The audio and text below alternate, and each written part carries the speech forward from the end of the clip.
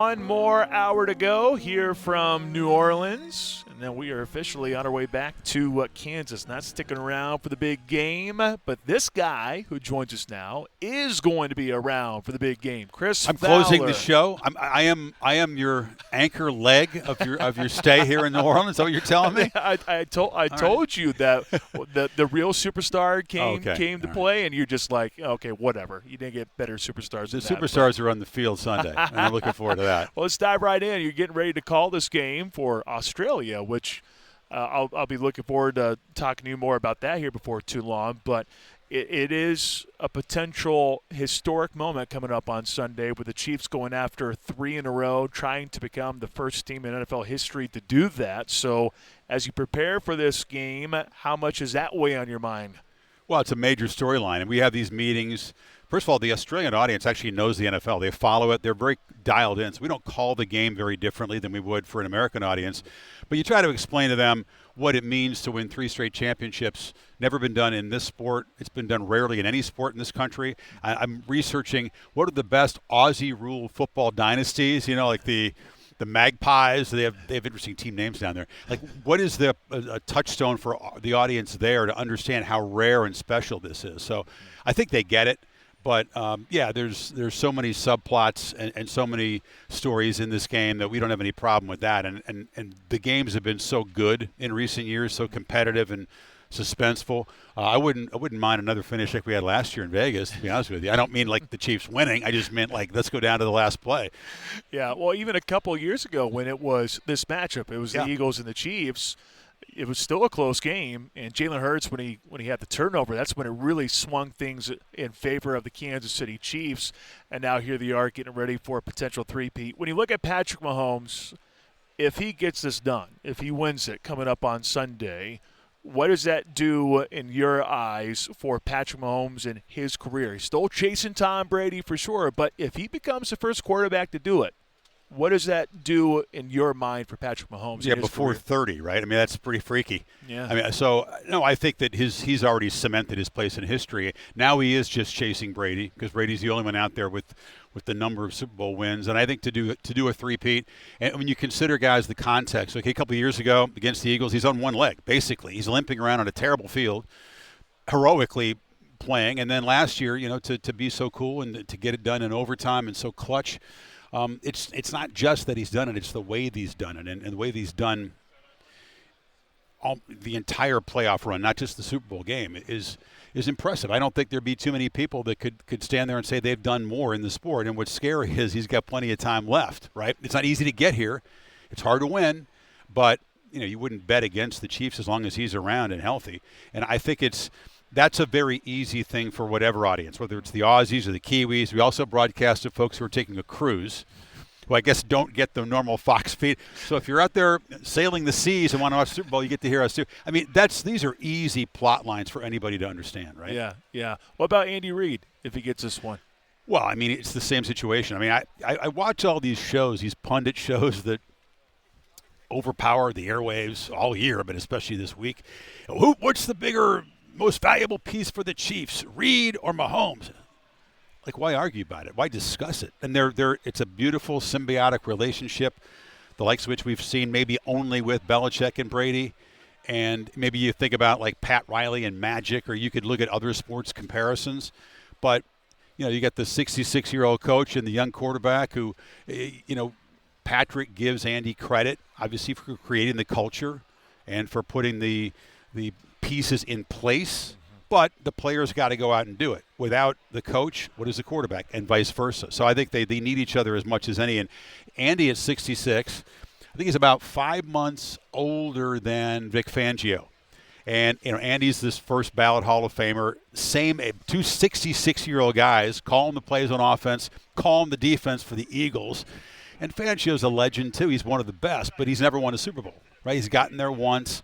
And so that's another little plot line. I think anybody around the world, I'm in my 60s, so I love the fact that these two guys who are gurus on opposite sides of the ball are literally calling plays against each other and trying to outsmart each other. Yeah. Well, I mean, you brought up one. Take that, 20-something people. What about Spags? No, he's in there too. I mean, I'm just saying. I Yeah. was only focusing on that side of the ball when the Chiefs sure. you got Spags and you got Kellen Moore, who a guy that I covered in college at Boise State, so a very youthful coordinator on that side, and so you wonder about the power, the value of experience in this game. You know, the Eagles' defense. You guys know this. 8 of the 11 starters are new from 2 years ago. Yeah. A couple of rookies in the secondary, a couple of newcomers on defense, and they have, through Fangio, taken a bad defense and made it a lot better from a year ago. Bad doesn't begin to describe how bad they were. They were garbage, and now here they are, elite in a lot of different categories, but rookies in the Super Bowl. Mm-hmm. I mean, how do they handle that moment? When you go at corners and nickels who are playing their first year in the league. I mean, I've seen the magnitude of the game make experienced Hall of Fame guys shaky, Peyton Manning included. I mean, everybody. That's what makes Patrick pretty special. He hasn't had those moments where he's looked like the moment is too big for him. Is that going to impact Saquon Barkley at all, who's set to be a part of this? Good question. He's not a rookie, but it's his first Super Bowl. He wants it so badly. Jalen Hurts wants it so badly.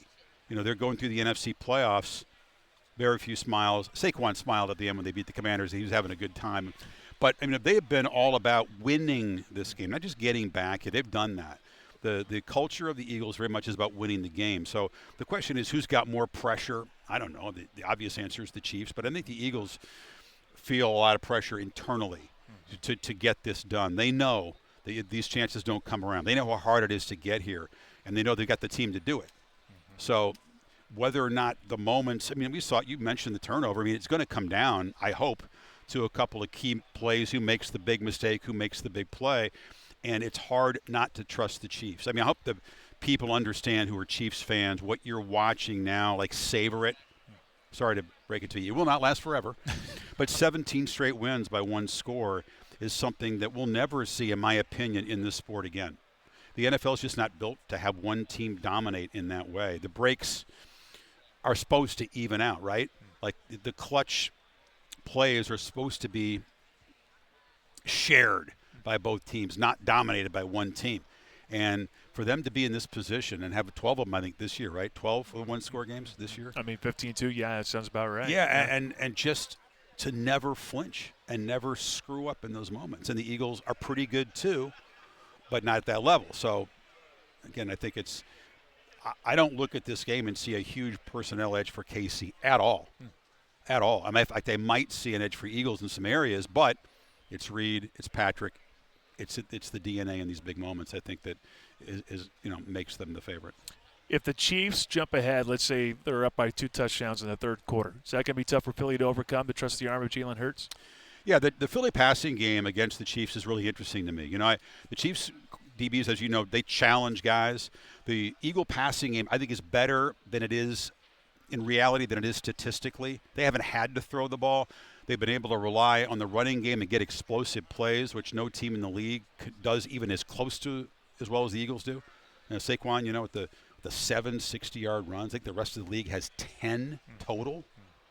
So they've been able to be explosive without relying on the pass game. But in this game, I don't think they're going to shut down Saquon, but I think the Chiefs will do a better job than most at not getting single-handedly beaten by him. And they're going to make, Brown and Smith and those guys, beat them, and Hurts beat them with the passing game. Jalen concerns me when he doesn't get the ball out quickly. And if the Chiefs can press, disrupt the timing, make him hold the ball, look how many sacks he's taken. I think the Eagles' offensive line is awesome at run blocking. They're really hard to move out.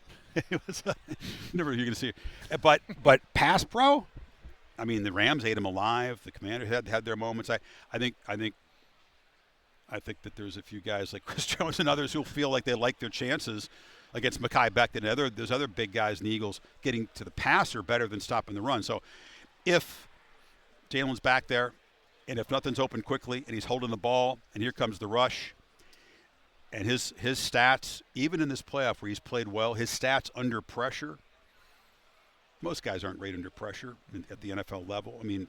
Mahomes is pretty elite, but, I think he's 7 of 21 for 70-some yards throwing the ball when he's pressured.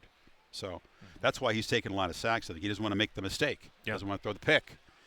But you can't very often survive taking 6, 8, 10-yard losses in these big games multiple times. So I'm going to be curious to see how he responds and what those Eagles receivers can do quickly. What can you do in the first 3 seconds to get separation, to give him someone to throw to? Because if he's holding the ball 4 or 5 seconds, not good. What's the key matchup to you? I think a lot of people are talking about Trey Smith and Jalen Carter, and I know Jalen's been under the weather these last couple of days too, so it makes you wonder what it's going to be like on Sunday. So what's the key matchup? Yeah, it's hard to these guys who are superhuman, under the weather, and they go out and they play great. That's true. I mean, it's funny. I sat on the plane next to Jalen Turner, another Georgia Bulldog who was teammates with all these guys, Davis and Carter, and the Kobe Dean before he got hurt. And those guys just have a way of rising to the occasion. That's a key matchup. I think that he can be a potential game wrecker. I think the Eagles do a great job of bringing pressure from multiple places, though. So if maybe he's not 100%, so he's not going to beat the double teams, right? And so do the Chiefs feel like they can get away with single blocking him? That's been pretty dangerous to do all season long. So I think there's so many matchups. Like I think the matchup I just talked about, though, Eagle receivers, Chiefs corners, how much can they do quickly in the first few seconds to get separation? Otherwise, Philly's passing game won't be very effective, and it's going to be about trying to get it done, I think, exclusively with the run, which won't be easy. Quick college football question. Which of the Kirk Herbstreit dogs do you like the most? Well, I mean, Peter is a meteoric rise flavor of the moment, but, being an old-timer myself, and a golden retriever, I had 3 golden retrievers, and so we saw them all be goofy puppies and then be like distinguished gray hairs, and then the cycle continued. I mean, Ben is in the Hall of Fame. He's in the Mount Rushmore of golden retrievers, and it's been pretty cool to see fans, jump on the Peter Herbstreit train. But, I mean, I do get a little confused. It's a dog at the end of the day. And he comes around and he's on the field. That's unusual. But then he's in the car. We're trying to leave the stadium. He's in the car. People are pounding on the windows, roll down the window. It's a dog. It's a pretty common breed. He's a cute dog. He's a cool dog. But I mean, I just never, the frenzy. It's like, have you never had a dog or seen a dog? It's not Air Bud. I mean, he doesn't talk or anything. Yeah. No, he's not. He can't analyze a game. Yeah. Yeah. Chris, really appreciate your time. Have pleasure, a blast coming up on Sunday. Safe trip home. Appreciate you.